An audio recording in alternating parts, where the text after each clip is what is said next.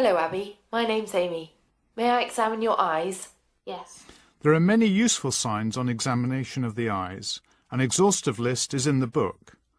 Look at the head and eyelid position and consider the parts of the eye in turn. Look for proptosis or forward bulging of the eyeball from above. Now we test visual acuity. Do you wear glasses? No. Ask the patient to use their distance glasses if they use them. Please cover your right eye. Ensure good ambient lighting. Use the chart at its specified distance and ensure that it doesn't move. Ask the patient to cover one eye with a card and read from the top down until they can no longer distinguish the letters. Please cover your left eye. If the patient cannot read down to the bottom line, use a pinhole. If they can't read the top line of the chart, bring the chart closer until they can and record this distance.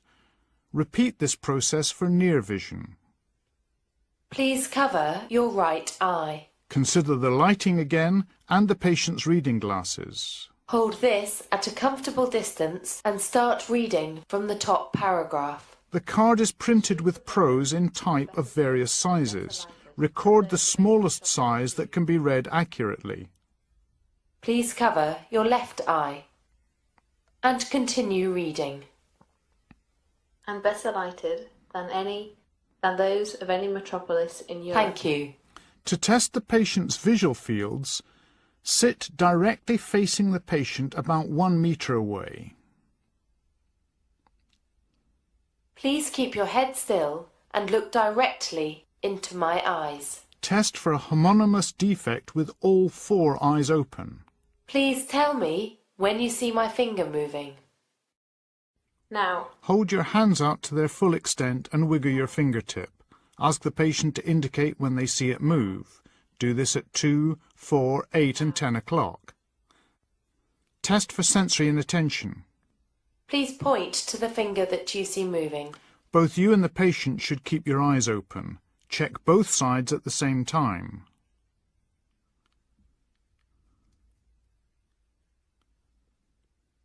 Please cover your right eye.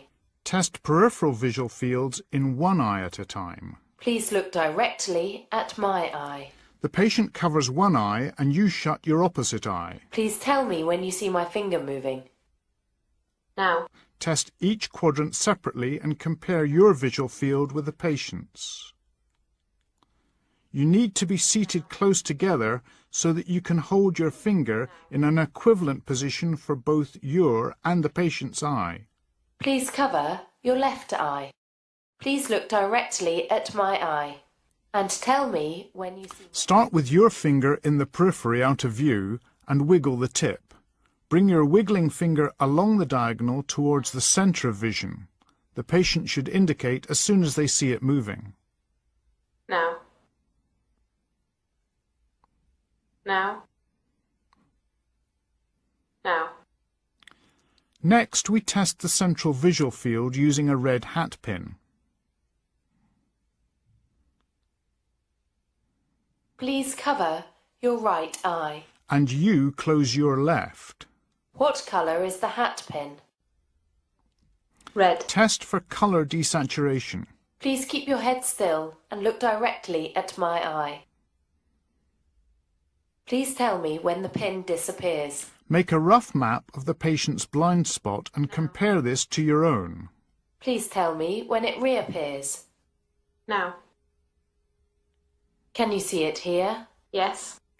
And here? Compare perception of the hat pin in the 4 quadrants of the visual field centrally. Ask specifically about colour desaturation. Next, we examine the eye movements.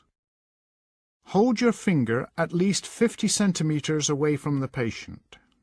Please keep your head still and look at my finger. Please follow my finger and tell me if you see double at any time. Move your finger to each side and up and down, tracing the letter H in the air. Look for any divergence of the gaze, which you would see, or double vision, which the patient would report. You may also detect abnormal patterns of movement such as nystagmus.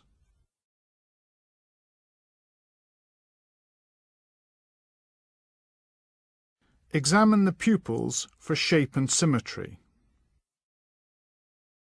Please look straight ahead. Take account of the ambient lighting.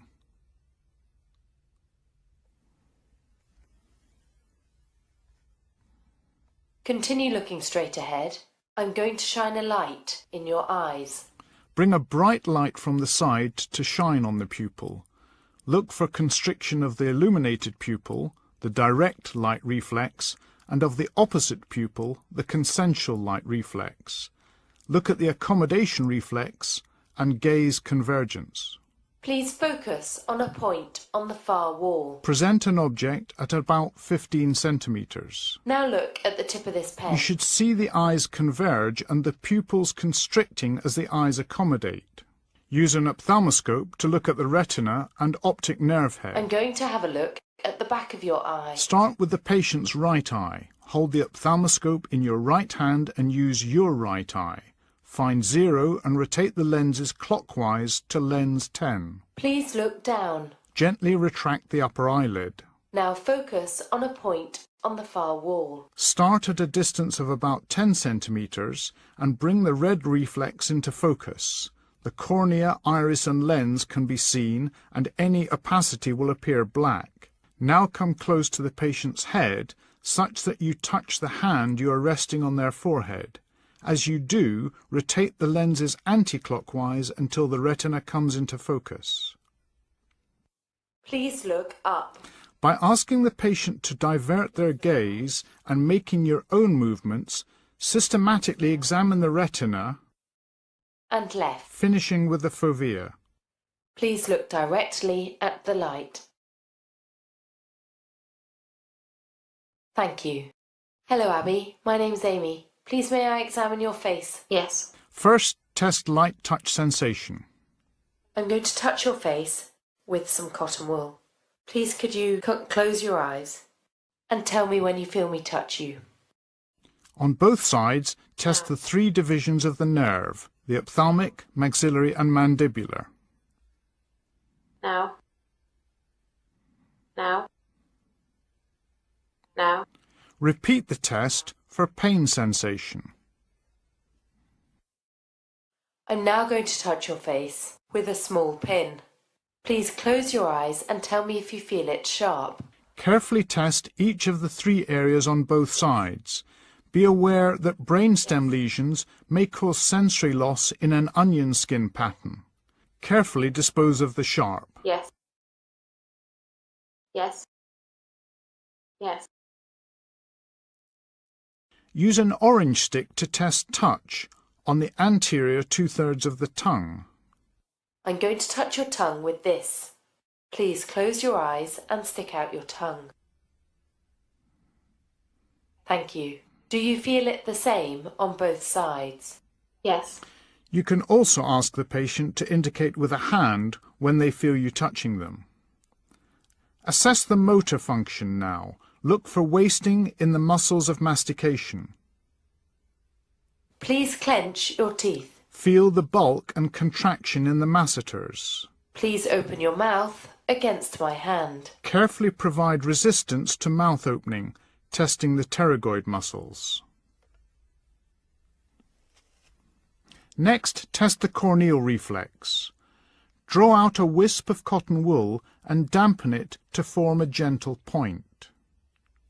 I'm going to gently touch your eye. Please look up for me. Gently depress the lower eyelid and lightly touch the edge of the cornea. Look for direct and consensual blinking. Lastly, the jaw jerk reflex. I'm gently going to tap your chin. Ask the patient to let their mouth hang loosely open. Place your forefinger across the midline between the lower lip and chin. Look for reflex closing of the jaw. An absent or minimal response is normal. Thank you. Hello, my name's Ben. Do you mind if I examine you? No. Just look straight ahead for me. Inspect the whole face for asymmetry, including differences in blinking or eye closure. Keeping your head still. Can you look up towards the ceiling and raise your eyebrows? Look for wrinkling of the forehead. And now can you show me your teeth like this? Again, look for asymmetry. Now close your eyes and don't let me open them. Test power by gently trying to overcome eye closure. Now can you blow out your cheeks for me, please? And hold them out as I try to press them in. Try and push air out through the patient's lips. Thank you. Hello, Abby. My name's Amy. Please may I examine you? Yes. Stand behind the patient for the whispered voice test. I'm going to whisper in your ear. Please can you repeat after me what I say? Mask hearing in the contralateral ear by rubbing the tragus. Use a variety of numbers and letters and perform the test in a quiet room. I'm going to do the same in your left ear. Start at about 15 centimetres. Hearing a whisper at 60 centimetres approximates to unimpaired hearing. Hearing loss should be formally measured with audiometry. Use a tuning fork to help differentiate conductive from sensory neural hearing loss. First, Rinne's test. Can you hear this? Yes. Tell me when you hear it stop. The base of the vibrating tuning fork is gently pressed against the mastoid process. Can you still hear it? Yes. This demonstrated that air conduction is better than bone conduction, which is normal. Air conduction relies on the function of the outer and middle ear. Again, can you hear this? Yes. Tell me when you hear it stop. If sound transmission through bone is greater than that through air, then the test is said to be negative. This indicates conductive deafness. For Weber's test, place the fork in the midline. Does this sound louder in either ear? Normally, the sound is described in the middle and heard equally in both ears.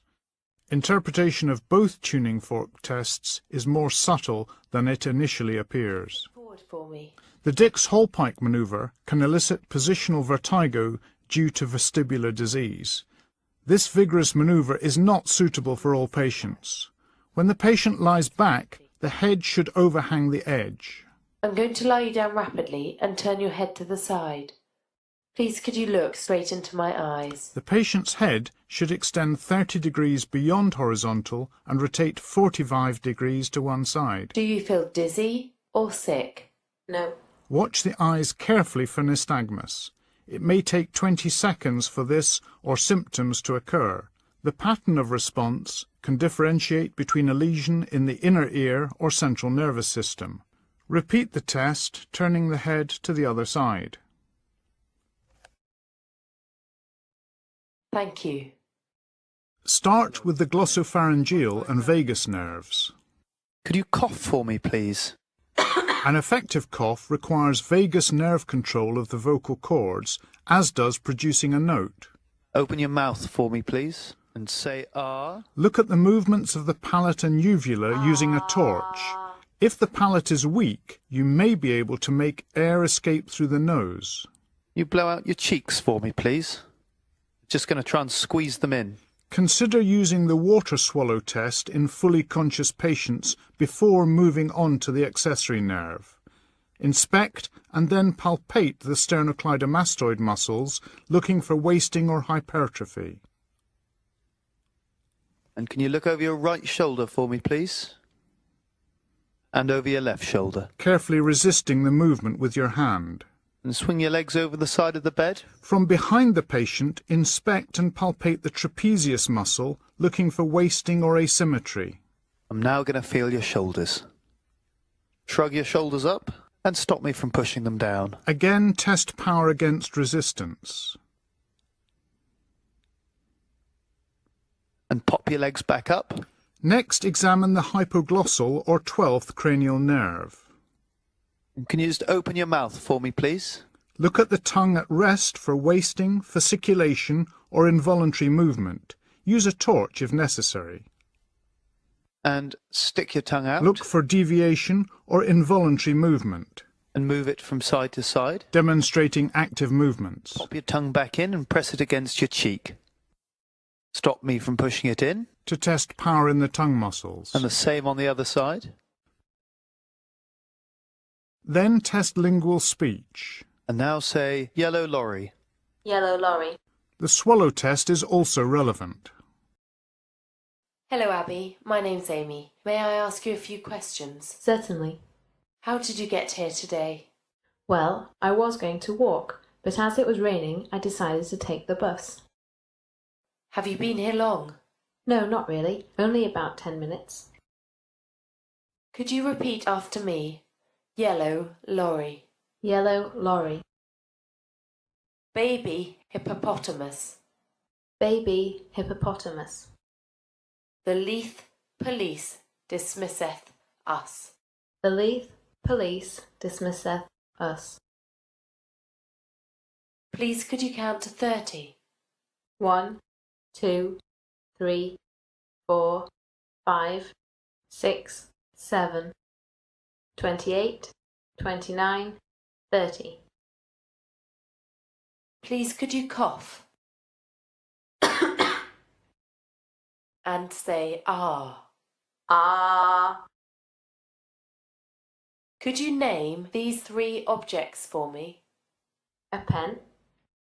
A coin. A watch.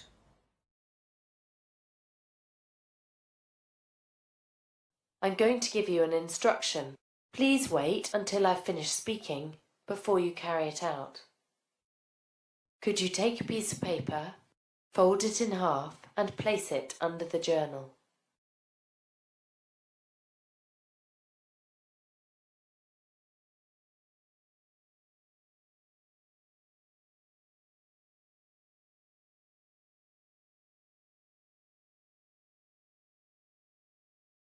Please repeat after me. Today is Tuesday. Today is Tuesday. Could you read the first sentence on this page? October the 9th is World Sight Day, an annual opportunity to recognise the impact of blindness and to draw attention to what can be done to improve the lives of those with partial or complete visual loss.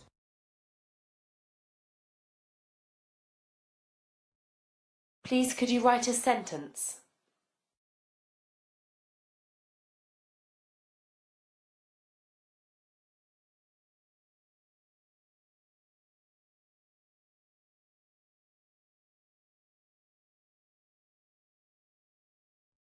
Thank you. Hello, Omar. My name's Amy. Would it be okay if I examined your ears? Yes. Inspect the pinna, noting its shape, size and any deformity. Gently assess for tenderness by pulling on the pinna and pressing on the tragus. Is this sore? No. How about this? No. Inspect the meatus. Is there evidence of previous surgery? Select the largest speculum that can be inserted comfortably and explain what you're going to do. I'm going to look inside your ear now. Get a comfortable grip of the Auriscope and rest the ulnar border of your hand against the patient's cheek. Gently pull the pinna to straighten the canal.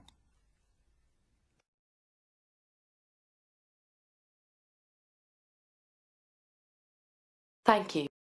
To test for meningeal irritation, look for neck stiffness and Koenig's sign. Get you into the right position. I'm going to take away the pillow and put the bed flat. Make sure the patient's lower limbs are exposed and fully extended. I'm going to lift your head. Lift the occiput with your fingers and use the ulnar borders of your hands to feel for neck spasm. Gently flex until the chin touches the chest and hold the position for 10 seconds. Now I'm going to lift your leg. For Koenig's sign, flex one lower limb at the hip and knee with your left hand on the medial hamstrings. And I'm going to straighten it. The sign is present when the extension is resisted by spasm in the hamstrings.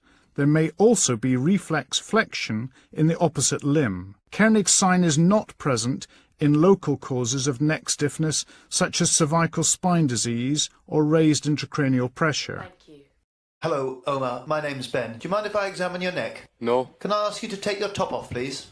The patient should have the neck and upper thorax exposed and be seated. This is not how to examine the neck after an injury, and take care if there is any other potential cause of instability, such as rheumatoid arthritis. Inspect from in front and behind and note the posture of the head and neck. Palpate the spinous processes from the occiput to T1.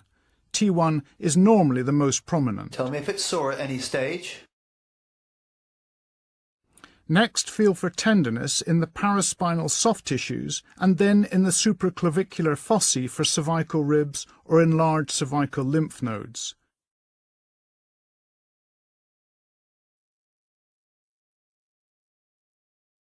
Feel the structures in the anterior neck, including the thyroid gland.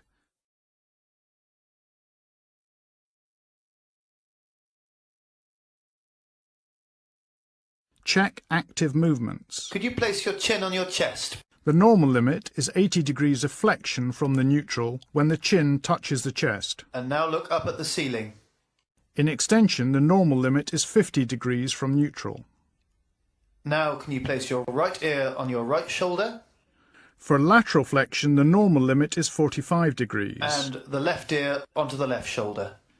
In each direction, so the total arc is 90 degrees. And now can you turn your head to the right, looking over your right shoulder? This is lateral rotation. And do the same on the left-hand side. The normal range is 80 degrees in each direction. Thank you.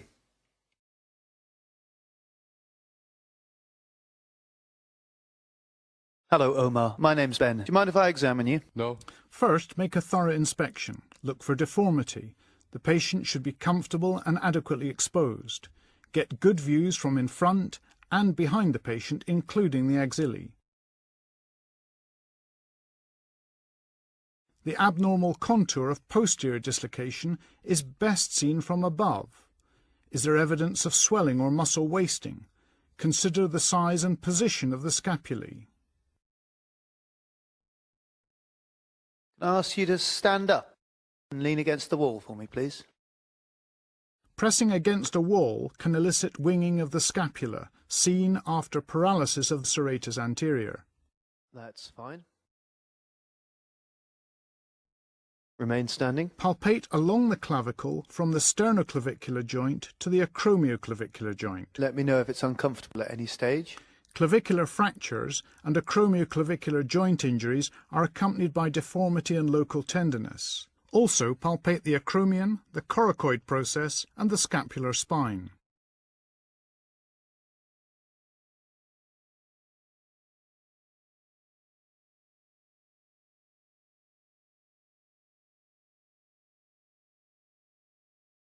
Test for tenderness of the biceps tendon in the bicipital groove and of the supraspinatus tendon.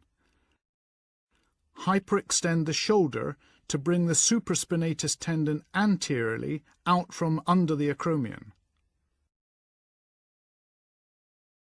The next two tests of shoulder movement are best seen from behind. Can you put both of your hands behind your head, please? This tests abduction and external rotation. And now reach behind your back and reach up as far as you can between your shoulder blades with your hands. This tests internal rotation. Proceed with full examination if you found pain, swelling or limitation of these movements. Now can you bring your shoulder forward like that? Demonstrate the range of motion in flexion. As high as it will go. And back down to your side. And back up the way, like that. And then extension and abduction observed from behind. And back down to your side. This time, can you bring your arm out to the side as far as it will go? During abduction, palpate the inferior pole of the scapula to determine the degree and smoothness of the scapular component of this motion.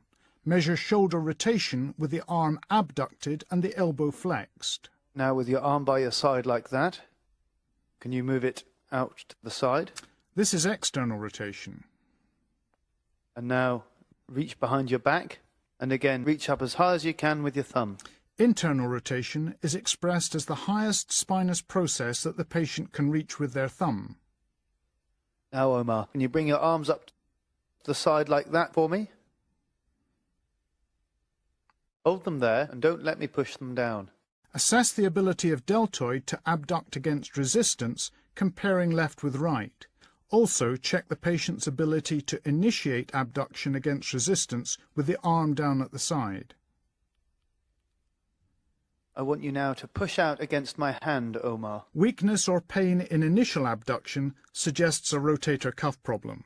The next test is for subacromial impingement. I'm now going to bring your arm all the way out to the side and up to your ear. After passive abduction, Now bring it back down slowly. the painful arc occurs on controlled adduction. Is it painful at any stage? No. In impingement, pain would be reported between 60 and 120 degrees of abduction. Now, Omar, can you reach again around behind your back? With your hand now, I want you to push out against my hand. In this position, subscapularis is isolated as the only muscle contributing to internal rotation. Relax. Next, we test the external rotators, infraspinatus and teres minor, with the arm adducted. Just flex your elbow up and bring your arm out. Now push out against my hand as hard as you can. With the shoulder adducted and in 30 degrees of flexion, the contribution of deltoid is limited. Thank you very much. Hello, Abby. My name's Amy. Would it be okay if I examine you? Yes. Inspect the neck from the front, looking for a goiter. Could I ask you to confirm your name and address? The voice can be characteristically slow in severe hypothyroidism. Please, could you hold your hands out for me? Look for fine tremor and feel for sweating, which may occur in hyperthyroidism. Carpal tunnel syndrome can complicate myxedema, and you may see hand changes of thyroid acropathy. Assess pulse rate, rhythm and volume. Tachycardia and atrial fibrillation can be features of thyrotoxicosis.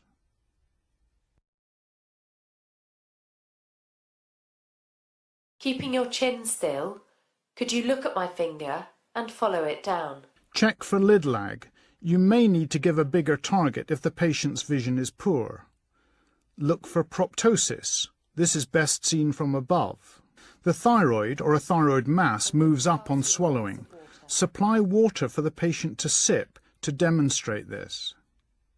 Please, could you take a sip of the water? Observe the neck from the front during swallowing. I'm gently going to examine your neck. Stand behind the patient and gently feel the regions of the thyroid gland. Then place your hands over the gland with the index fingers just touching. Could you take a sip of water for me, please? Feel the gland as it moves up and then back down during swallowing. Thank you. Note the size, shape and consistency of any goiter and feel for a thrill. Listen over the two major lobes for a bruit.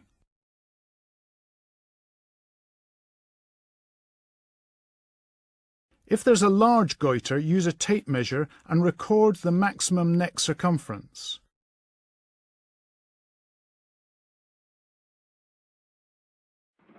Lastly, look at the legs for pretibial myxedema. Thank you. Hello, Omar. My name is Amy. May I examine you? Yes. On general examination, note if the patient looks unwell, breathless, cyanosed, frightened or distressed, or has any scars. Please, could I see your hands? Signs in the hands may include tobacco staining, peripheral cyanosis, splinter hemorrhages, Janeway lesions, Osler nodes, and finger clubbing.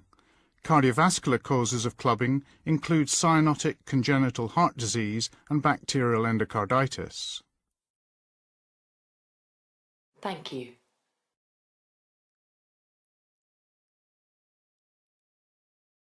To examine the radial pulse, place the pads of your 3 middle fingers over the right radial artery at the wrist. Assess the rate, rhythm and volume. Count the pulse over 30 seconds and multiply by 2 to obtain beats per minute.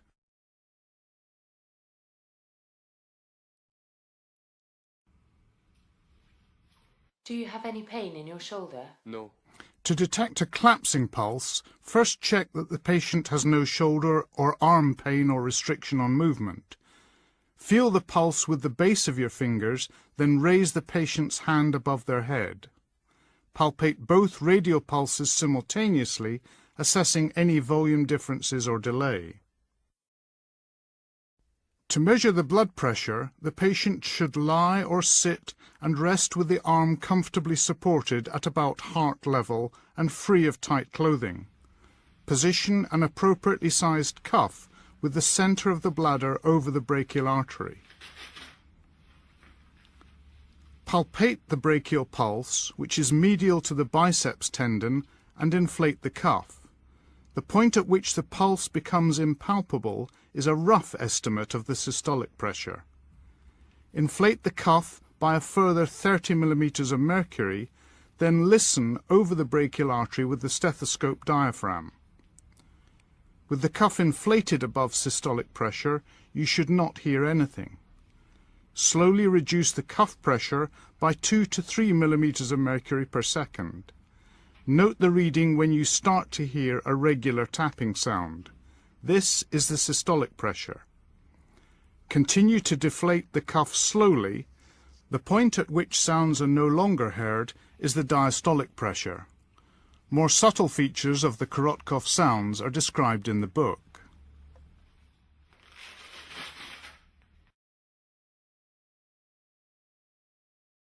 I'm just going to press gently on your neck. To feel the carotid pulse, lie the patient semi-recumbent. Only assess one side at a time. Gently place the tip of your thumb between the larynx and the anterior border of the sternocleidomastoid muscle. To look for the jugular venous pulsation, lie the patient supine at 45 degrees. Could I get you to turn your head very slightly to the left-hand side? Ensure the patient's head is resting comfortably to relax the neck muscles. Look across the neck from the right-hand side in good light. The JVP is the vertical height of the top of the pulsation above the sternal angle. Do you have any pain in your tummy? No. If uncertain, use the abdominojugular reflex or occlusion to identify the JVP. I'm just going to have a look in your eyes. Look for xanthelasma, corneal arcus and conjunctival pallor. Could you open your mouth for me? And lift up your tongue. In the mouth, look for central cyanosis and dental caries. Thank you. Inspect the precordium with the patient sitting at 45 degrees and the shoulders horizontal. Look for surgical scars, visible pulsations and chest deformity. Lay your hand flat over the precordium to obtain a general impression of the cardiac impulse. Locate the apex beat by laying your fingers on the chest parallel to the rib spaces. It's normally in the fifth interspace at or medial to the midclavicular line. Note its character.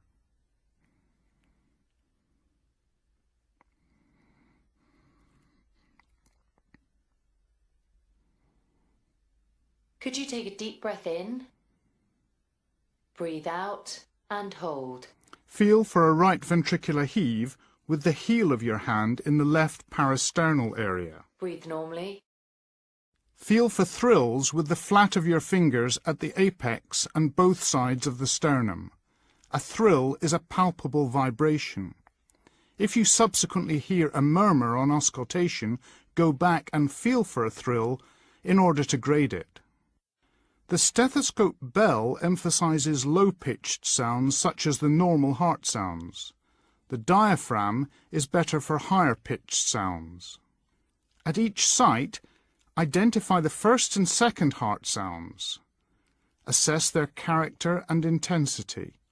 Note any splitting of the second heart sound. Feel the carotid pulse with your thumb to time any murmur. Concentrate in turn on systole and diastole. Listen for added sounds and then for murmurs. Soft diastolic murmurs are sometimes no more than a so-called absence of silence. Listen to the precordium systematically with the bell and then the diaphragm. Listen at the apex where you felt the apex beat. This is a good site to hear mitral murmurs. The lower left sternal border is the best place to hear the murmur of a VSD. The upper left sternal border is the best place to hear pulmonary valve murmurs, and the upper right sternal border is a good place to hear the murmur of aortic stenosis. Please take a breath in and hold. Breathe normally. Listen over the carotids with the diaphragm. You may hear the radiation of an aortic stenosis murmur or carotid bruise. Listen in the left axilla with the diaphragm. The pansystolic murmur of mitral regurgitation, often described as loud and blowing, can radiate here. Next, listen specifically for mitral stenosis with the bell at the apex.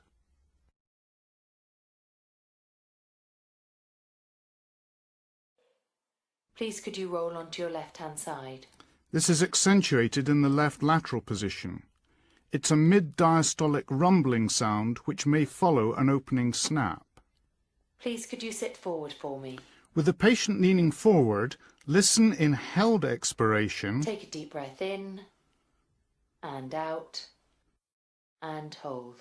For the murmur of aortic regurgitation, best heard at the left sternal edge in the third or fourth intercostal space. Listen over both lung bases posteriorly with the bell for the crackles of pulmonary edema. And in and out.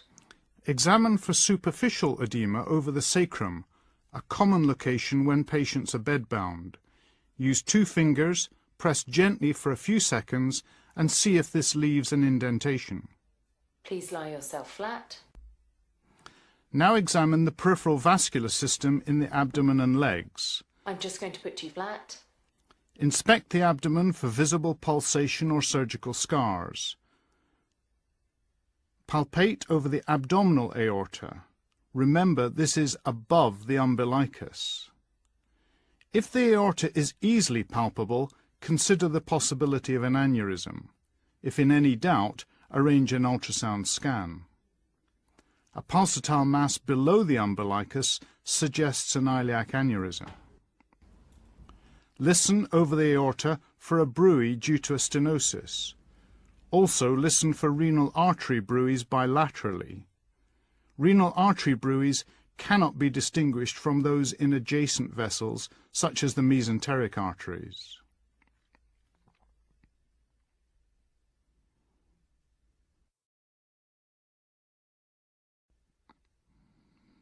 Inspect the legs and feet, considering ischemia and venous insufficiency. Look for colour change, loss of hair, surgical scars, and feel for temperature differences in the feet. Pay particular attention to the position, margin, depth and colour of any ulceration. Look specifically between the toes and heels for ischemic changes. Also take care to inspect the balls of the feet, the heels and their posterior aspects, which can be pressure areas in bedbound patients.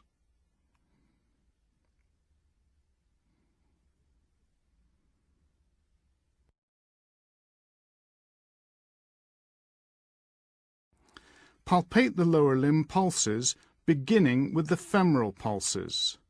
Explain what you're going to do. The femoral pulse is felt below the inguinal ligament, about midway between the anterior superior iliac spine and the pubic tubercle. Use the pads of your extended index and middle fingers. This pulse can be difficult to feel in obese patients. Remember that the common femoral artery is frequently used for vascular access during percutaneous interventions. Simultaneously palpate the right femoral and right radial pulses to check for radiofemoral delay, a sign of aortic coarctation. Use the stethoscope diaphragm to listen for femoral artery bruits. A bruit is a rushing sound made by turbulent flow due to narrowing or irregularity of the vessel lumen. Remember that if a vessel is completely occluded, there will not be a bruit.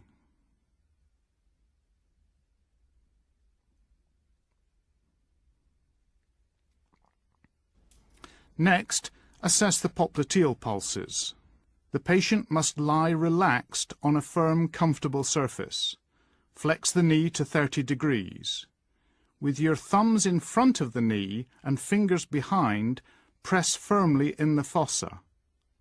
The popliteal artery is sometimes difficult to feel. If it's very easy to feel, there may be an aneurysm.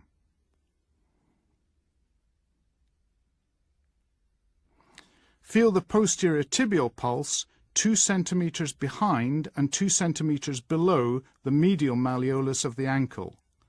Palpate using the pads of your middle 3 fingers. Feel midway down the dorsum of the foot, just lateral to the tendon of extensor hallucis longus, for the dorsalis pedis pulse. Use a Doppler probe to measure the ankle brachial pressure index. I'm going to lift your leg. To perform Berger's test, the patient should lie supine. Raise the patient's feet and support the legs at 45 degrees to the horizontal for 2 to 3 minutes. Look for pallor on elevation and emptying or guttering of the superficial veins.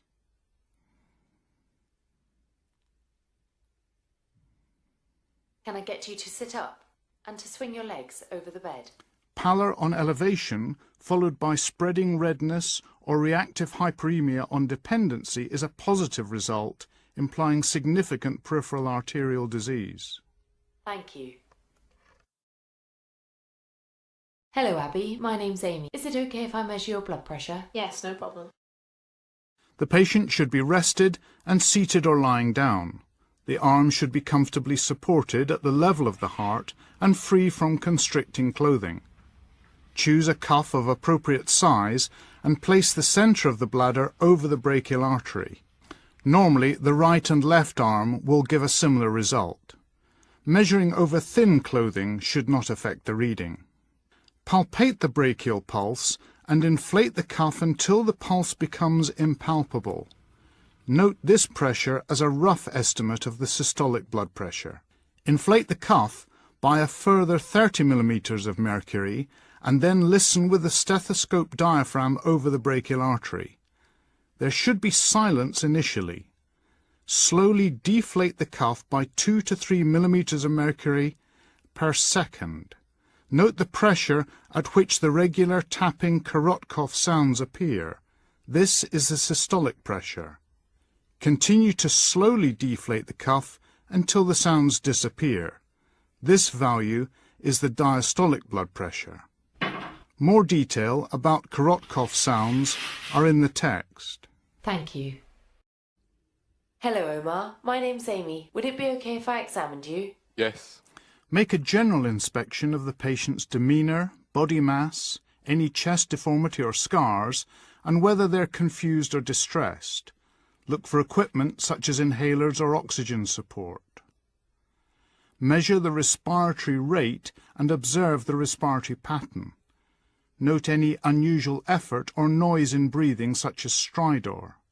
Assess the radial pulse and check the blood pressure. Could I have a look at your hands? Look at the hands for tobacco staining, peripheral cyanosis and finger clubbing. This is most commonly associated with lung malignancy, fibrosis or chronic infection.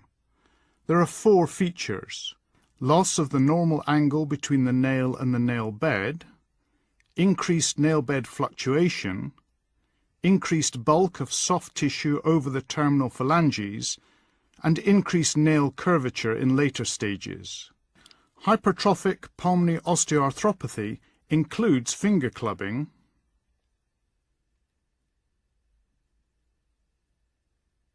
Is this sore? No. and also painful swelling of the wrists and ankles. Check for tremor in the hands. Could you hold your hands out for me? Bend your wrist back. Watch for a few seconds. A coarse flapping tremor is seen with severe ventilatory failure and carbon Thank you. dioxide retention. Look at the neck for accessory muscle use and for the JVP. Could you open your mouth for me? Look at the tongue and lips for central cyanosis. Thank you. To detect lateral shift of the trachea, gently place the tip of your right index finger into the suprasternal notch. This can be uncomfortable, so be gentle and explain what you're doing. The distance between the suprasternal notch and cricoid cartilage is normally 3 to 4 finger breadths. Feel for a tracheal tug, which may be found in severe hyperinflation. Please can you take a deep breath in? Use your hands to detect chest expansion, which should be symmetrical. Watch how your thumbs move. Reduced expansion indicates abnormality on the same side. Percussion allows you to hear the pitch and loudness of the percussed note and feel for post-percussive vibrations. Percuss sequentially over corresponding areas on both sides of the chest. Percussing over normal lung produces a resonant note. Over solid structures, for example the liver or heart, a dull note is produced. Place the palm of your left hand on the chest with your fingers slightly separated. Press the middle finger of your left hand firmly against the chest, aligned with the rib, over the area to be percussed. Strike the center of the middle phalanx of your left middle finger with the tip of your right middle finger. Use a loose swinging movement of the wrist. Remove the percussing finger quickly so the note generated is not damped. Work down the chest from side to side, comparing left with right. Please could you take deep breaths in and out with your mouth open? Most sounds are best heard with the bell. Auscultate left and right alternately, comparing equivalent positions, to ensure that localized abnormalities are not missed. Don't ask the patient to take exaggerated breaths for a prolonged period, as this may cause dizziness or even tetany. Listen anteriorly from above the clavicle down to the 6th rib and laterally from the axilla to the 8th rib. Avoid auscultation within 3 centimeters of the midline, as these areas may transmit sounds directly from the trachea or main bronchi. Assess the quality and amplitude of the breath sounds. Identify any gap between inspiration and expiration and listen for added sounds. Bronchial breathing is a high-pitched breath sound with a hollow or blowing quality similar to that heard over the trachea during tidal breathing. Bronchial breath sounds are found when normal lung tissue is replaced by uniformly conducting tissue and the underlying major bronchus is patent. This happens with pulmonary consolidation from pneumonia, at the top of a pleural effusion, and over areas of dense fibrosis.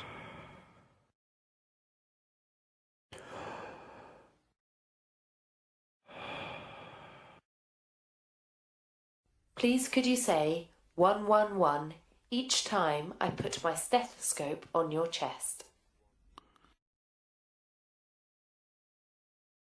111 111. Over normal lung, the low-pitched components of speech are heard and high-pitched components are attenuated. Over consolidated lung, in pneumonia for instance, the numbers are clearly audible. Over an effusion or area of collapse, they'll be muffled. 111. Whispering is not heard over normal lung, but in consolidation the sound is transmitted, producing whispering pectoriloquy. 111. Auscultate each side alternately, comparing findings over a large number of equivalent positions. 111. 111. 111. 111. Next, examine the neck and chest from behind. Please could you sit forward for me and swing your legs over the edge of the bed? Could you look straight ahead? I'm going to examine your neck. Examine for cervical lymphadenopathy. Systematically work your way through the lymph node groups. Start anteriorly with the submental and submandibular, and then the upper, middle and lower cervical nodes.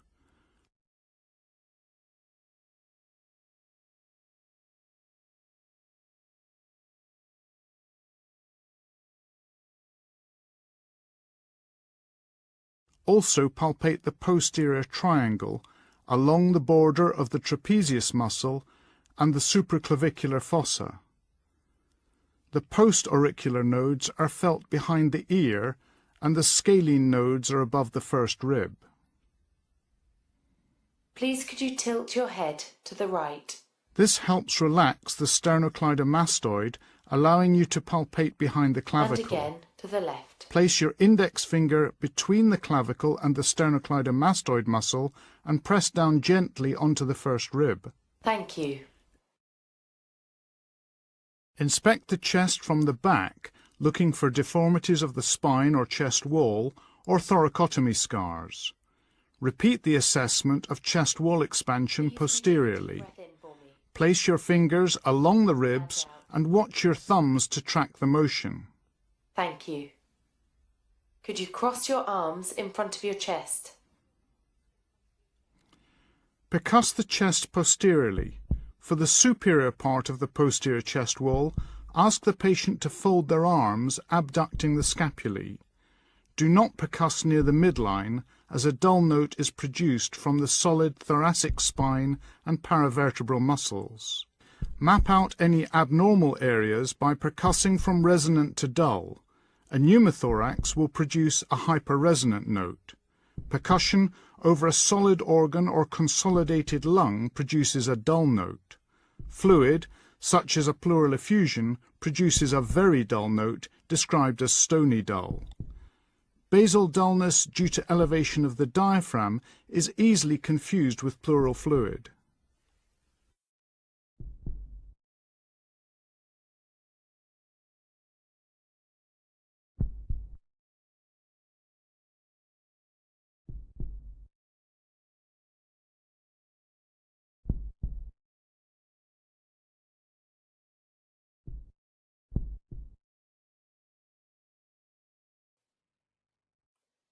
Please could you take deep breaths with your mouth open?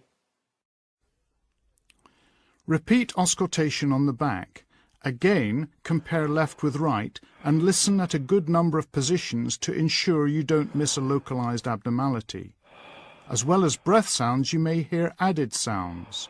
The most common are crackles, wheeze and rubs. Crackles are interrupted non-musical sounds and can result from a number of different pathologies. Concentrate on when they occur in the respiratory cycle and their character, whether fine, medium or coarse. Sometimes added sounds can be due to bubbling in secretions in the larger airways.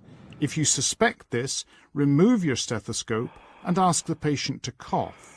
Secretions in larger airways will be cleared. Crackles caused by disease of bronchioles or alveoli will not be affected. Wheeze has a musical quality and implies airway narrowing, commonly in asthma and chronic obstructive pulmonary disease. Time the sounds in relation to the respiratory cycle. Wheeze tends to be louder on expiration. Inspiratory wheeze implies severe airway narrowing. The loudness of wheeze is not useful in determining the severity of airway obstruction. In the most severe bronchospasm, the chest may be silent. Measuring the peak expiratory flow rate is a bedside test and an important part in the assessment of asthma.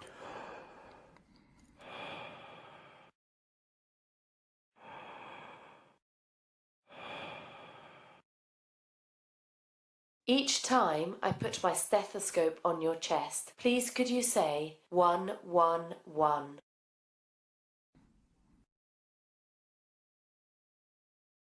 One, one, one. 111. We have discussed how increased vocal resonance can demonstrate sound transmission through consolidated lung. The other sound that you may come across during auscultation is a pleural friction rub. This is a creaking sound similar to that produced by bending stiff leather or treading in fresh snow. It is produced when inflamed parietal and visceral pleural layers move over one another. A rub is best heard with the stethoscope diaphragm. It may be heard only on deep breathing at the end of inspiration and beginning of expiration. 1, 1, A rub is normally associated with pleuritic pain and may be heard over areas of inflamed pleura in pulmonary infarction, vasculitis or pneumonia. 1, If the pleura adjacent to the pericardium is involved, a pleuropericardial rub may be heard. Pleural friction rubs disappear when an effusion separates the pleural surfaces. 1, 1, 1. 1, 1, 1. Thank you. Please could you swing yourself back round and lie again on the bed.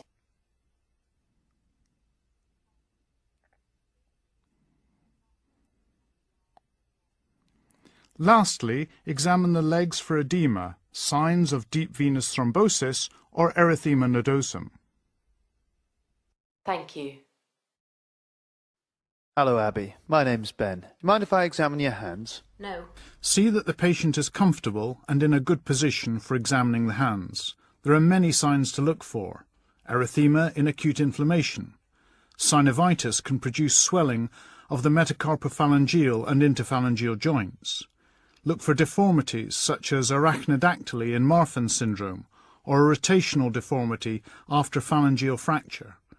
Are there mallet, boutonniere or swan neck deformities? Dupuytren's contracture can cause fixed flexion of the metacarpophalangeal and interphalangeal joints of the ring and little fingers. Look for subluxation and deviation of the wrist and metacarpophalangeal joints seen in rheumatoid arthritis. Also check for extra-articular signs of disease, such as small muscle wasting, vasculitis.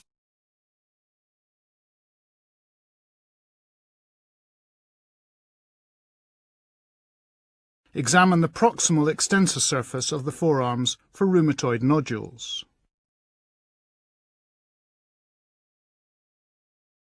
Just going to feel along your fingers. Let me know if it's sore. Palpate along each finger for swelling or tenderness. Hard swellings are normally bony outgrowths called osteophytes, characteristic of osteoarthritis. They're called Heberdens or Bouchard's nodes when they occur at the distal interphalangeal and proximal interphalangeal joints respectively. Hard swellings may also be due to mucous cysts or rarely tumours. Soft swellings suggest synovitis. Detect synovitis in interphalangeal joints by gently pressing with your thumb and index finger above and below the joint to detect sponginess.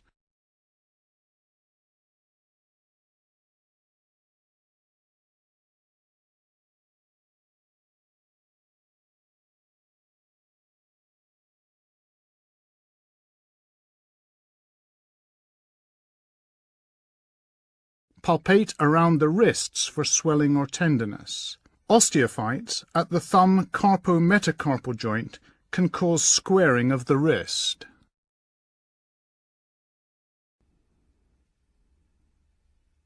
Just going to gently squeeze your hand. Again, let me know if it's sore.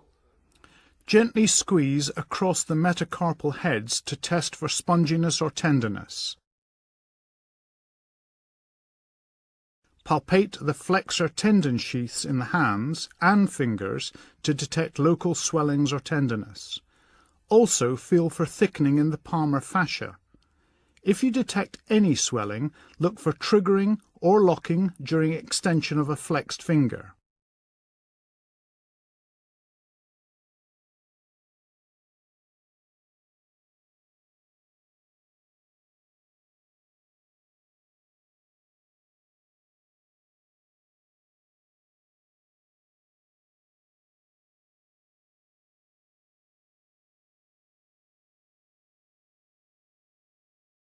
Next, we examine movement in the wrist and hands. Can you just make a fist for me and straighten your fingers out? To detect crepitus, place your index finger across the dorsum of the patient's fingers while they flex and extend them. And now I'd like you to bring your hand up like that, and then down, and from side to side. And the same on this wrist. These are active movements of the wrist, but be aware that gravity contributes to the flexion. And from side to side. And make a fist for me, please. With the fingers flexed, look in the valleys in between the knuckles. They can be lost in the swelling of synovitis. And now can you stretch your fingers out? Lack of full extension may indicate tendon rupture. And I'd like you to squeeze my fingers. Test grip strength with 2 fingers inserted into their palm. And now touch each finger with your thumb, like so. Thumb opposition for pincer grips to demonstrate fine motor function in the hand. And just let me move your fingers. Investigate flexor tendon sheath abnormalities by passive movements of the fingers to see if you can elicit triggering or crepitus. Triggering is caused by nodular tendon thickening or fibrous thickening of the tendon sheath.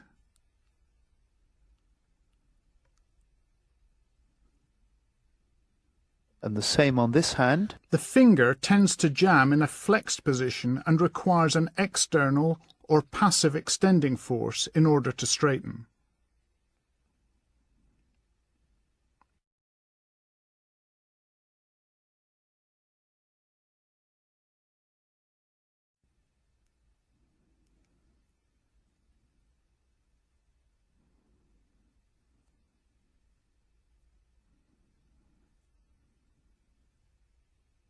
And now can I ask you to press your hands together like that and make a prayer sign?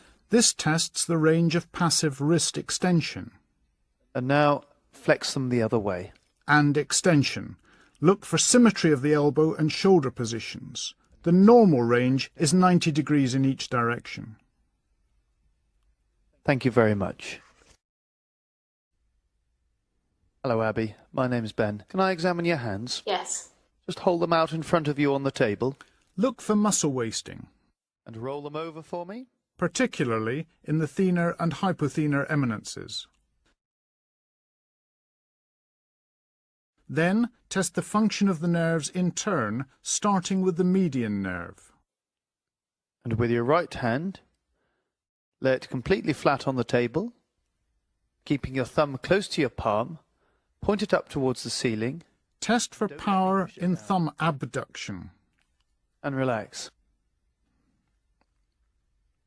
And now touch the tip of your thumb with the tip of your little finger. Make a pincer grip.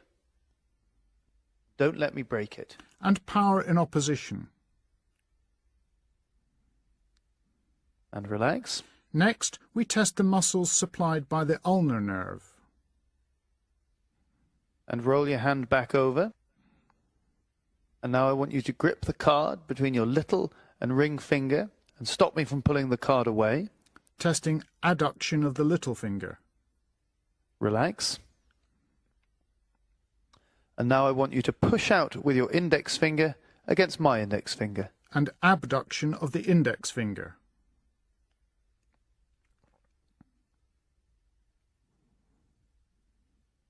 I want you to grip the card, like me, with the sides of your thumbs and your index fingers, and don't let me pull it away. If adductor pollicis is weak, the patient will flex the thumb in order to grip the card. Next, we test radial nerve motor function, Can I take this hand? starting with finger extension. Now push your fingers out straight against me. Then wrist extension, Now push your hand up against me. and finally thumb extension. Now point your thumb up towards the ceiling and stop me from pushing it down. Next, we test the sensory functions. And now rest your hand on the table with the palm facing up. Can you feel me touching you there? Supplied by the ulnar nerve, And there? the median nerve, And roll your hand over. and the radial nerve. And can you feel me touching you there? Yes. Thank you very much. Hello, Omar. My name's Ben. Do you mind if I examine you? No. With the patient adequately exposed, look for asymmetry. Inspect both proximally and distally. Note any deformities such as clawing of the hands.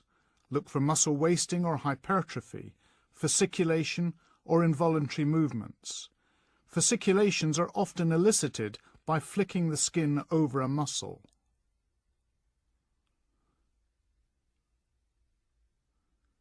Just let your arms go floppy for me. To test tone in the upper limb, hold the patient's hand as if shaking it. Use your other hand to support their elbow. Rotate the forearm, flex and extend the wrist, elbow and shoulder, varying the speed and direction of movement. Muscle tone is the resistance felt by the examiner when moving a joint passively. Again, let this arm go floppy. Always compare sides. Muscle tone can be pathologically decreased or increased. There are two principal types of hypertonia: spasticity and rigidity.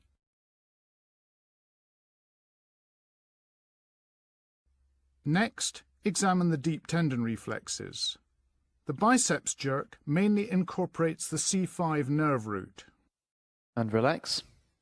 Use your finger or thumb to palpate the biceps tendon.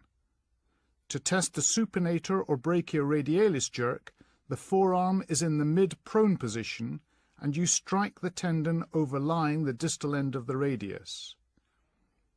Move the patient's arms to allow a good approach to the triceps tendon. This reflex involves C6 and C7. Eliciting reflexes and deciding if they are normal requires practice. Use reinforcement whenever a reflex appears to be absent.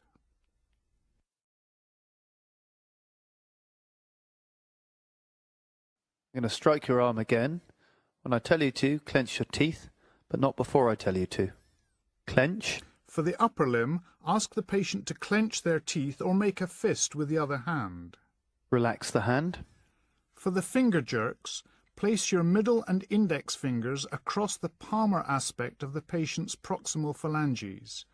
Tap your own fingers with the hammer. Relax. And look for flexion of the patient's fingers. To test the Hoffman's reflex, place your right index finger under the distal interphalangeal joint of the patient's middle finger. Using your right thumb, flex their distal phalanx downwards and look for the pathological flexion response in their thumb. Can you hold your arms up by your side like that for me, please? Stop me from pushing them down. Power in abduction. Stop me from pushing them up. And adduction. Now hold them out in front of you like that. Stop me from pulling them away. Elbow flexion. Stop me from pushing them in. And extension. Now place your arms out in front of you and spread your fingers. Stop me from pulling your fingers together. Abduction of the fingers by the dorsal interossei and adductor digiti minimi. Now I want you to grip my fingers and prevent me from pulling them away. Use your index and middle fingers inserted from the thumb side to test grip strength. And relax. Now test coordination. Now can you place your arms out in front of you, please? And hold them in the same position. To elicit rebound, push the patient's wrist quickly downwards and watch the returning movement. And relax. The finger nose test. Now take the index finger of your right hand and place it on your nose. Touch my index finger on your nose and do that rapidly for me, please. I'm now going to start moving my finger. I want you to follow it.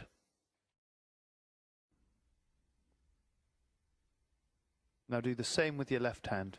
Start slowly with the explanation before asking the patient to speed up. I'm now going to start moving it. If they perform well, then begin to move your finger.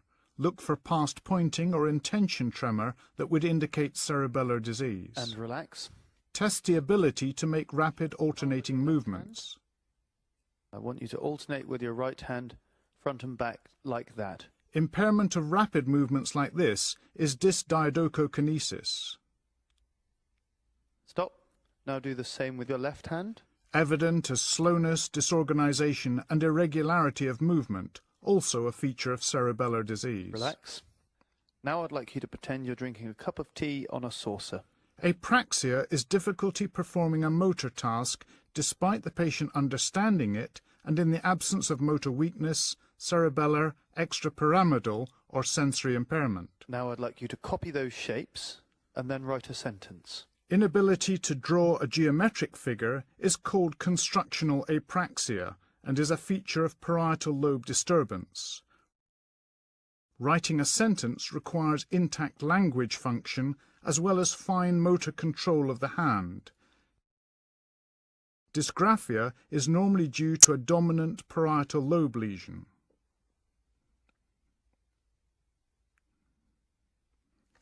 Now could you put on your jumper? Dressing apraxia is often associated with spatial disorientation and neglect. It is usually due to a non-dominant hemisphere parietal lesion. And relax. Thank you. Hello, Omar. My name's Amy. May I examine you? Yes. I'm going to position your arms. I'm going to touch your arms with some cotton wool. Could you look up for me? Could you tell me when you feel me touch you? Test light touch with a wisp of cotton wool and ask the patient to respond to each touch. Time the stimuli irregularly and make a dabbing rather than a stroking or tickling stimulus. Test the dermatomes systematically and compare sides. Yes. Yes. Does that feel the same on both sides? Yes. Yes. Yes. Yes. Yes. Yes. Use a fresh neurological pin, not a hypodermic needle, to test pain sensation. I'm now going to gently touch you with a pin. Do you feel this as sharp? Yes. And this as dull? Yes. Please say yes when you feel me touch you with this as sharp. Testing the C5 dermatome. Yes. Yes. C6. Yes. Yes. C6 again. Yes. Yes. T1. Yes. Yes. C6. Yes. Yes. C7. Yes. And Yes. C8. Yes. Next, test temperature. Use a cold metallic object like the tuning fork. Do you feel this as cold? Yes. And here? Yes. Sophisticated assessment using tubes of water at controlled temperatures is seldom performed. Now, use the flat base of the tuning fork to test vibration sense. Can you feel this vibrating? Yes.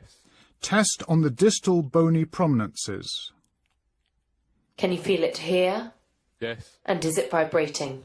Yes. If sensation is absent, work proximally. Can you feel it here? Yes. And is it vibrating? Yes. Next, test proprioception, or joint position sense. Demonstrate first with the patient's eyes open. Look at your finger.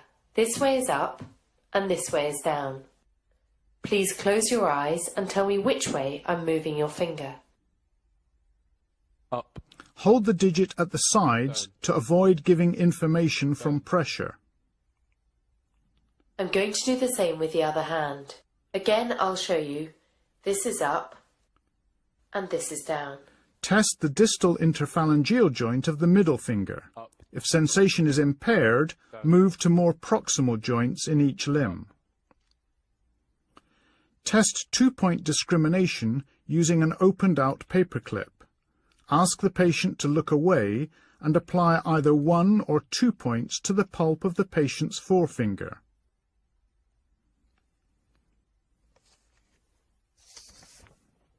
Can you tell me whether I'm touching your finger with 2 points or with 1? 2. 1. Test both the middle fingers and the thumbs. 1. You can adjust the distance between the 2 points to determine the minimum separation that is resolved. 1. 1. 2. Next, we test stereognosis, tactile recognition of familiar objects. Please close your eyes. I'm going to place an object in your palm. Please tell me what it is. A coin. That's good. And this? Key. This and the subsequent examinations should be performed on both hands. For brevity, we show only the right. Test for graphesthesia, the ability to identify a figure traced on the skin. Please close your eyes and tell me the number. Use an orange stick or a blunt pencil. 8. Open your eyes. This is your index, your middle, your ring and your little finger. Please close your eyes and tell me which finger I'm touching. This tests the ability to point localize. Difficulty identifying the touched finger is called finger agnosia. Index. Little. Test for sensory inattention. Keeping your eyes closed, which side am I touching you on? Left. Right. Both. Open your eyes. Thank you. Hello, my name's Ben. Do you mind if I examine you? No. Consider the patient's nutritional state. Record their height, weight, waist circumference and calculate the BMI. Your hands, please. Look for nail signs such as leukonychia or koilonychia. Turn them over for me. Palmar erythema is a sign of chronic liver disease, although it is normal in pregnancy. Look for finger clubbing, which can be due to chronic liver disease, inflammatory bowel disease or malabsorption. Could you place your arms up in front of you and cock your wrists back, please? Asterixis is a coarse flapping tremor seen in liver failure. It may also be seen in cardiac, renal and respiratory failure with CO2 retention. Look for needle tracks, tattoos and paucity of axillary hair. More than 5 spider nevi in the distribution of the superior vena cava is a sign of chronic liver disease, although again this can be normal in pregnancy. Remember to include the upper back. You'll need more exposure than is demonstrated here. Palpate for cervical node enlargement, which may be present in lymphoma or metastatic disease. Bilateral parotid swelling can be a feature of chronic alcohol abuse. Bring your legs back up. Just rest your head back. Look for spider nevi in the face and pallor and jaundice in the eyes. I'm going to look in your eye. Look up for me. Under natural light. And down. Jaundice is a diffuse yellow discoloration of the sclera. Now can you open your mouth? Look for angular stomatitis and mouth ulcers. Also inspect the teeth. You may smell a characteristic fetor. And stick your tongue out. The tongue can be affected by iron, B12 or folate deficiencies. I'm just going to lie you flat. Examine the abdomen with the head supported on a pillow to relax the abdominal muscles and with the arms by the sides. Expose from the xiphisternum to the pubic symphysis and look for scars, stomata, distension or pulsations. Do you have any pain anywhere? No. I'm just going to feel very gently. Let me know if it's sore. Ensure that your hands are warm and kneel beside the bed. Use your right hand, keeping it flat in contact with the abdominal wall, and avoid using your fingertips. Watch the patient's face throughout the examination for any sign of discomfort. I'm now going to feel deeper. Again, let me know if it's sore. Feel each region of the abdomen in turn with superficial palpation, then repeat with deeper palpation. If the patient reports a site of tenderness, begin distant from this and work towards it. In addition to feeling for tenderness and masses, assess the muscle tone. Now can you take some deep breaths in and out? Feel for the liver edge as it descends during inspiration. Start in the right iliac fossa and work superiorly 1 centimetre at a time. If the liver is palpable, describe its characteristics and the edge. Locate the upper border of the liver by percussing down from the 5th intercostal space in the midclavicular line. Measure the distance in centimetres from the upper border of dullness to the liver edge. feel for the spleen in a similar fashion, Again, can you take some deep breaths in and out? starting near the umbilicus and working up towards the left hypochondrium. If you don't feel the spleen, explore the length of the costal margin as its position is variable. Can you roll onto your right-hand side, please? If you have still not felt the spleen, repeat this examination with the patient in the right lateral position. Take some deep breaths in and out again for me, please. Again, palpate using your right hand, starting at the umbilicus and working towards the left hypochondrium. Place your left hand behind the patient's left ribs, gently pulling the rib cage forward. And roll back onto your back. Percuss over the lower ribs and lateral chest wall to confirm or exclude the presence of splenic dullness. To detect lesser degrees of kidney enlargement, place one hand behind the patient's back below the lower ribs and the other anteriorly. You sometimes need to press firmly, but take care as this may be tender. The kidney is typically ballottable. Can I ask you to sit forward, please? With the patient sitting up, you can palpate the renal angles directly, but take care if there is any tenderness. Let me know if it's sore. The renal angle is between the 12th rib and the lumbar vertebrae. Now I'm going to tap your back. Again, let me know if it's sore. If palpation is non-tender, gentle percussion with the closed fist may elicit tenderness. Check for pitting edema over the sacrum by applying pressure for a few seconds and seeing if indentation remains. Can you lie down flat again for me, please? Percuss from superior to inferior in the midline over the abdomen. The point at which resonance changes to dullness marks the top of the bladder. Percuss for ascites by starting in the midline and working laterally towards the flanks. With ascites, there will be dullness laterally. Can I get you to roll onto your left-hand side? Turn the patient and wait. A note change from dull to resonant is shifting dullness, indicating ascites. And could you roll back for me? And now can you place your hand down the middle of your tummy? A transmitted fluid thrill is another way to demonstrate gross ascites. The patient's hand prevents transmission of the impulse through their skin. Next, use the stethoscope diaphragm to auscultate for bowel sounds. The gurgling sounds of normal peristalsis are usually present every 5 to 10 seconds, but you need to listen for at least 2 minutes before concluding that they are absent. Listen over the kidneys for the bruit of renal artery stenosis and over the liver, where a bruit may be caused by hepatitis or hepatoma, and over the umbilicus for an arterial bruit that might suggest an atheromatous or aneurysmal aorta. Warn the patient before testing for succussion splash. I'm going to give your tummy a shake. An audible splash more than 4 hours after oral intake indicates delayed gastric emptying due either to gastric outlet obstruction or gastroparesis. Inspect the legs for pyoderma gangrenosum and for ankle edema, which may be due to hypoalbuminemia. Although not demonstrated here, you should also examine the hernial orifices and genitalia. Thank you very much.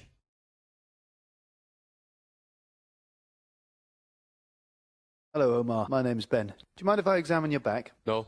Can I ask you to stand up, please, and face me? With the patient standing and adequately exposed, inspect from in front, the side and from behind. Note any deformity, for example, abnormal curvature.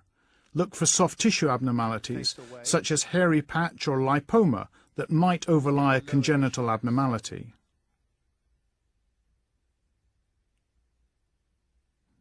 I'm now going to feel down your back. Let me know if it's sore anywhere.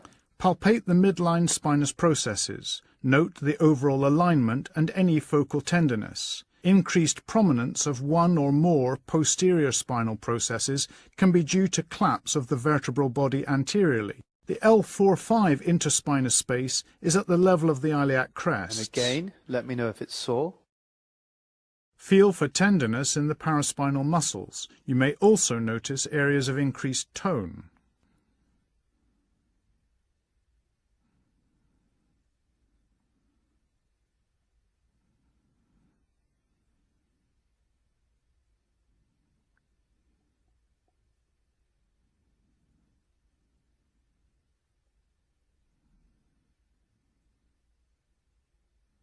Now I'm going to tap over the bottom of your back. Let me know if it's sore.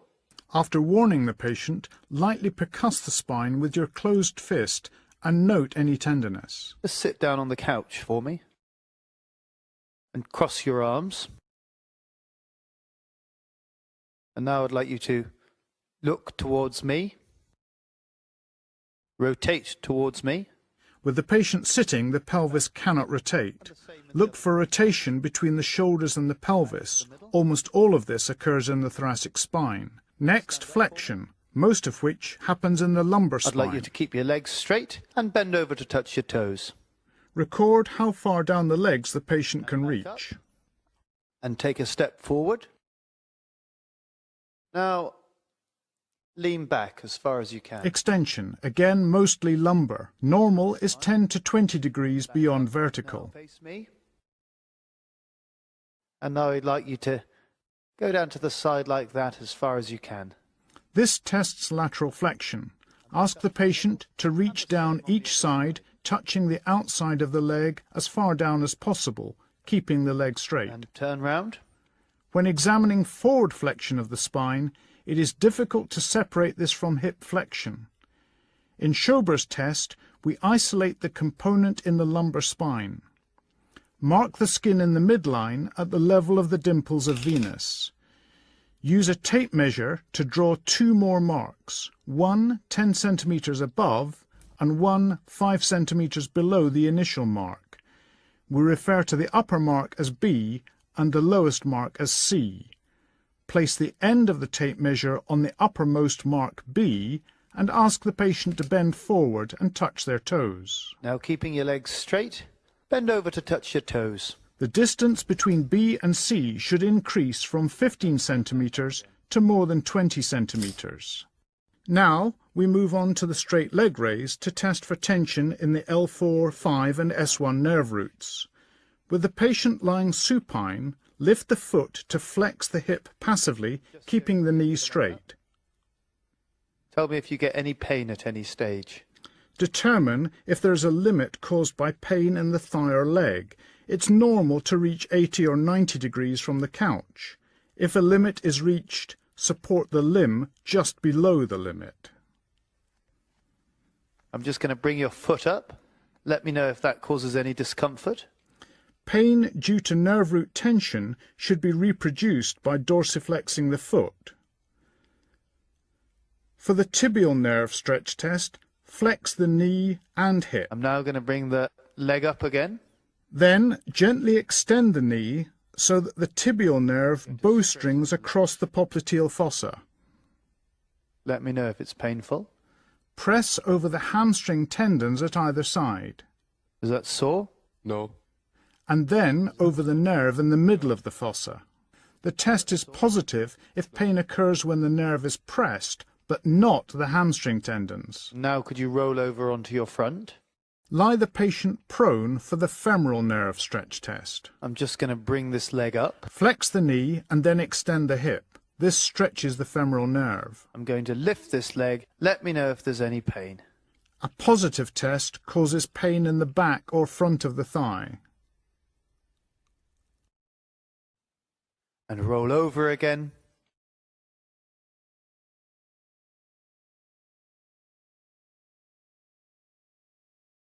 Thank you very much. GALS stands for Gait, Arms, Legs and Spine. The GALS screen is a rapid musculoskeletal, neurological and functional assessment. Ask about pain or stiffness in the muscles, joints or back, whether they can dress themselves without difficulty, and if they can walk up and down stairs without difficulty. If all three answers are okay, there's unlikely to be a significant problem. Ask the patient to undress and stand in front of you. Could you walk towards me? Ask the patient to walk ahead in a straight line for several steps, turn around and walk back. Could you do that again for me, please? Watch from both in front and behind, looking for smoothness and symmetry of the gait. Could I have a look at your back? Palpate for hyperalgesia in the belly of the supraspinatus muscle. Is that sore? No. Hyperalgesia here is a typical finding in fibromyalgia. How about that? No. When asking a patient to exhibit movements, it's often simpler to demonstrate actions rather than only telling them what to do. Please copy the movement I make with my arms. This position, with the hands behind the head and the elbows going back, tests abduction and external rotation of the glenohumeral joint. With the elbows at the side of the body, bend them at 90 degrees. Ask the patient to demonstrate the range of pronation and supination. Bringing the hands up to touch the shoulders requires elbow flexion. Opposing the fingers and palms in a prayer sign extends the wrists. Put the backs of the hands together similarly to demonstrate wrist flexion. Put the arms straight out in front of the body to demonstrate elbow extension. Ask the patient to make a fist and open the hand flat, testing the hand and wrist. Look for complete extension of all the finger joints. Please relax your arms. Ask the patient to squeeze your index and middle fingers, testing their power grip. Please make a pincer grip. And don't let me break it. Test the ability and strength of thumb and index finger opposition. Please touch each finger to your thumb. This demonstrates precision grip, coordination and concentration. Gently squeeze the patient's metacarpal heads. Tenderness suggests inflammation involving the metacarpophalangeal and proximal interphalangeal joints caused, for example. Hello, Omar. My name's Ben. Do you mind if I examine you? No. Can I ask you to stand up to begin with, please? Please, could you take some steps towards me, turn around and walk back? Observe the gait, looking for symmetry and smoothness. Now, could you just lift up your shorts for me? From the front, look to see if the stance, shoulders and pelvis are straight. Is there deformity of the hip, knee, ankle or foot, or any muscle wasting? Assess the straightness of the spine and the bulk of the gluteal muscles. Note any scars, sinuses or skin changes over the joint. Now, could you get back onto the couch? Make sure that the patient and you are as comfortable as possible during any examination. Adjust the height of the couch if necessary. I'm going to lie you flat. The hip joint itself is not directly palpable. Rest your head back. Just going to feel over your hips. Let me know if it's sore. The greater trochanter may be tender in trochanteric bursitis. Although not shown here, the lesser trochanter and ischial tuberosity can also be palpated. Hip movements are tested passively. Take care to isolate the joint being tested. When testing flexion, the left hand is placed against the sacrum to detect any flexion at the lumbar spine. And the same with the other side? Lumbar spine flexion can contribute to apparent hip flexion, masking limitation. Normal range of flexion is from the neutral position here to 120 degrees. Now I'm just going to bring your leg out to the side. Let me know if it's sore. Again, use your left hand on the opposite iliac crest to stabilize the pelvis and isolate hip movements when testing abduction and adduction. And we'll repeat the test on the other side. Abduct the extended leg until you feel the pelvis start to tilt. The normal range is 45 degrees. Test adduction by moving the extended lower limb medially over the other one. The normal range is 25 degrees. Just relax your leg. Test rotation of the hip first with the leg in extension. Roll the leg on the couch using the foot to indicate the range of rotation. And relax. The normal range is 45 degrees in each direction. Painful or restricted rotation movements are common in osteoarthritis of the hip. Just going to bring the leg up again. Rotation is also tested with the hip in 90 degrees of flexion. Again, let me know if it's sore. In this position, the leg indicates the range of rotation, but can sometimes be confusing. This maneuver shows internal rotation. And the same with this leg. Flex it up. Watch the patient's face for discomfort, external rotation and internal rotation. In flexion, the normal range is also 45 degrees in each direction. Could you roll over onto your front? To test hip extension, we need some room posteriorly. Make sure that the couch is flat. Again, the left hand palpates the sacrum to detect movements out with the hip. Just going to lift your leg up again. Gently lift each leg in turn to assess the range of extension. And the same with this leg. The normal range is from neutral to 20 degrees of extension. Now roll back over. Now we show the special tests, starting with the Thomas test for fixed flexion deformity or limited extension. My left hand underneath. And again, can I put my arm under your leg? Flex both hips up as far as possible and feel that the lumbar lordosis is eliminated. From this position, we're testing the left hip. Now straighten your left leg and put it flat down onto the couch. Keep the non-test hip and the lumbar spine flexed while the patient extends the other limb. And we'll do the same on the other side. Let me pop my hand under your back and bring your legs up. Inability to get the test leg flat onto the bed indicates a flexion deformity. And bring your right leg down, flat onto the couch. Remember that extremes of hip movement may risk dislocation of a total hip replacement. The next special test is to examine for limb shortening. If you just lift your vest up for me and pull your shorts down a touch. The patient should have the legs stretched out as far as possible and in equivalent positions to eliminate any soft tissue contracture or abnormal posture. Let's just straighten you. That's it. Measure with the tape from the umbilicus to the medial malleolus. This is the apparent length and will include any lumbar spine deformity or angulation of the pelvis. Record and compare both sides.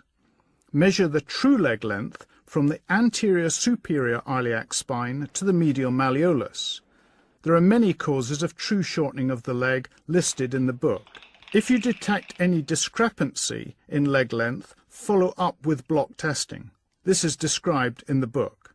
The final test is Trendelenburg's sign for normal hip abduction function in weight bearing.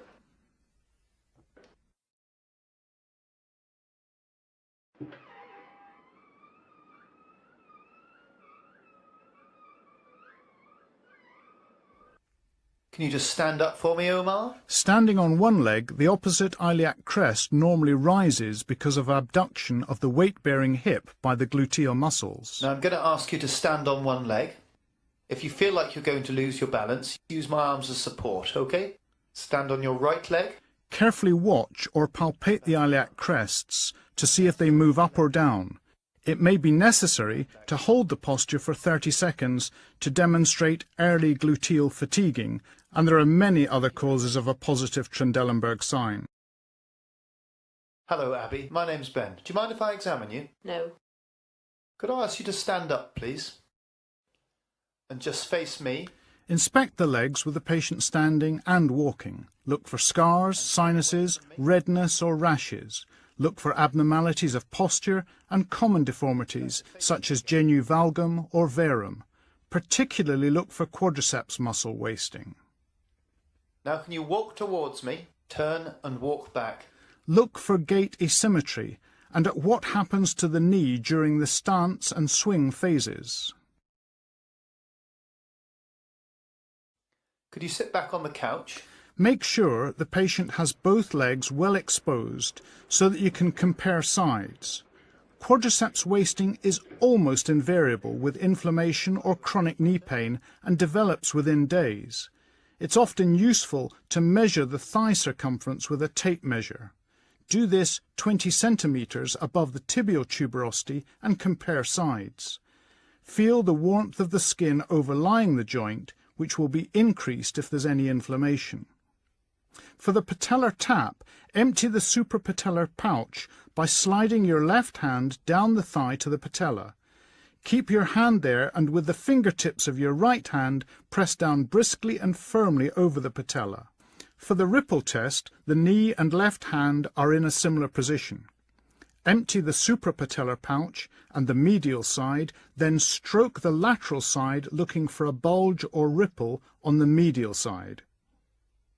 I'm now going to feel around your knee. Let me know if it's sore anywhere.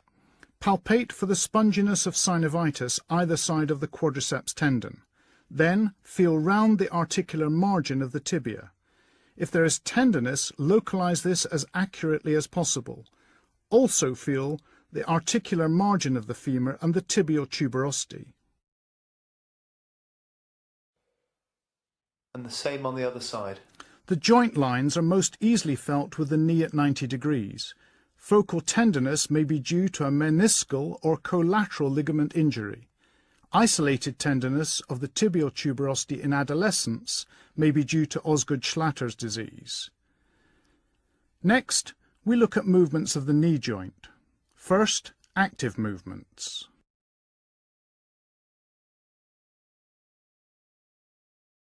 Can you bend your leg up for me, please, Abby? Here, the examiner's hand is feeling And the for same on the other crepitus. side. The normal range is from neutral to 140 degrees of flexion. Now could you lift it straight off the bed? When the patient performs a straight leg raise, look for extensor lag, inability to keep the knee straight. Now let me flex the leg. You would expect to find a similar range with passive movements. Full extension is when the tibia and femur are in longitudinal alignment and is described as 0 degrees. And let your legs go floppy and let me take the weight. With the patient relaxed, lift the heels to assess for any hyperextension or recurvation.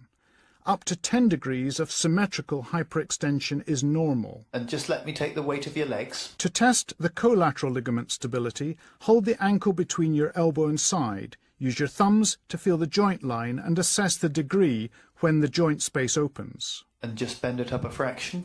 If the knee is stable, repeat the process with the knee flexed at 30 degrees. In this position, the cruciate ligaments are not tight.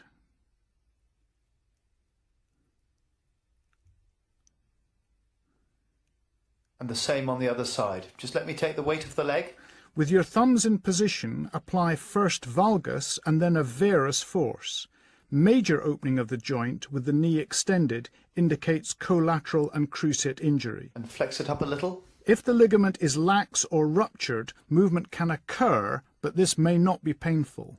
If the ligament is strained but intact, the test will be painful, but abnormal movement will be limited. Now bend both of your legs up for me, please. To examine cruciate ligament stability, flex the patient's knees to 90 degrees. Look for posterior sag, which might give a false positive anterior drawer sign. Maintain the position of the patient's legs by sitting to trap their foot. Grasp the proximal tibia with both hands. Just relax your hamstrings. You can feel whether or not the patient is relaxed with your index fingers crossing the popliteal fossa. Abnormal forward movement suggests laxity or rupture of the anterior cruciate ligament. Abnormal posterior movement suggests a lesion affecting the posterior cruciate ligament.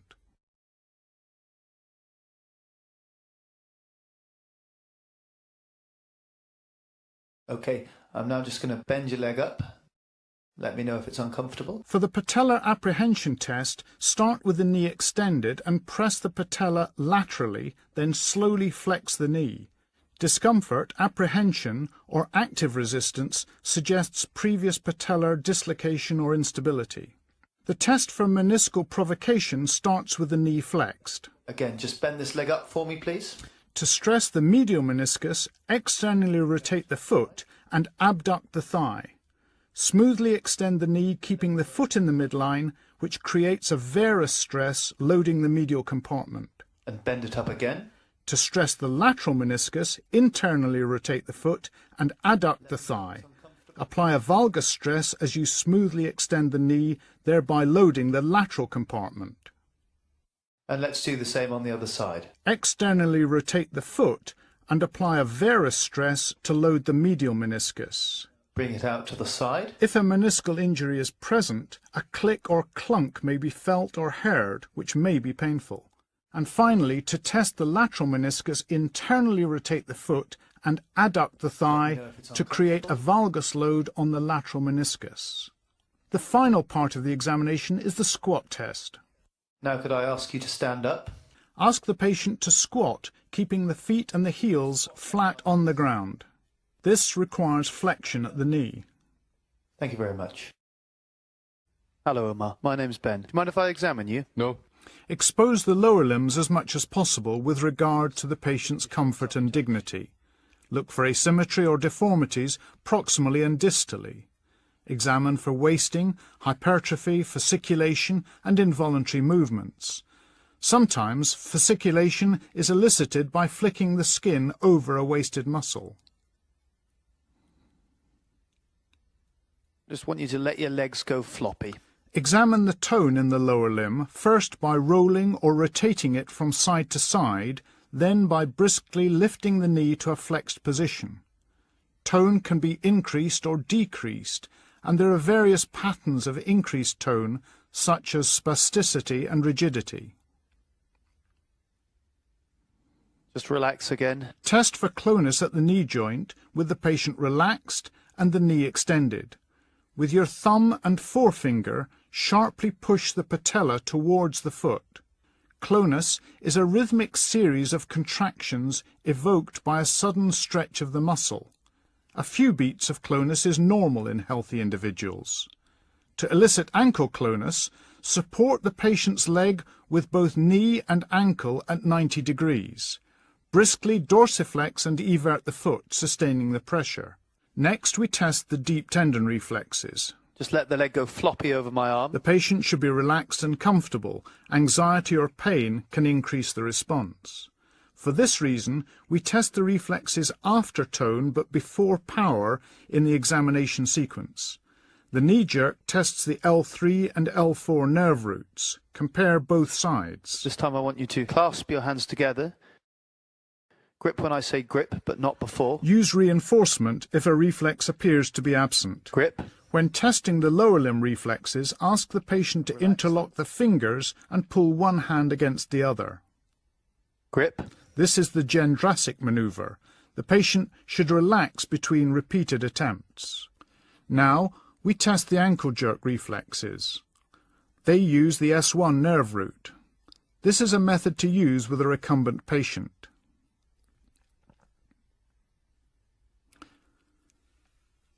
Next, the plantar response, a superficial reflex. Run a blunt object along the lateral border of the sole of the foot towards the little toe.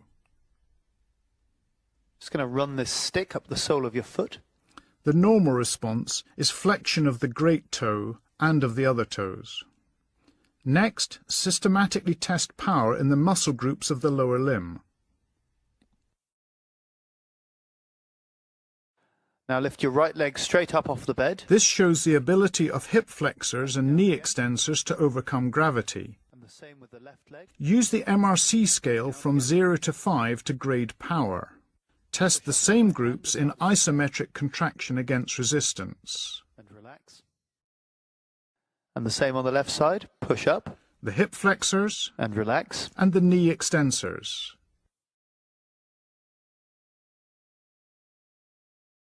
Now keep your legs straight as I try to bend it. Always compare sides. Remember that strength can vary greatly with age and occupation. And the same on the left side. Try to keep it straight.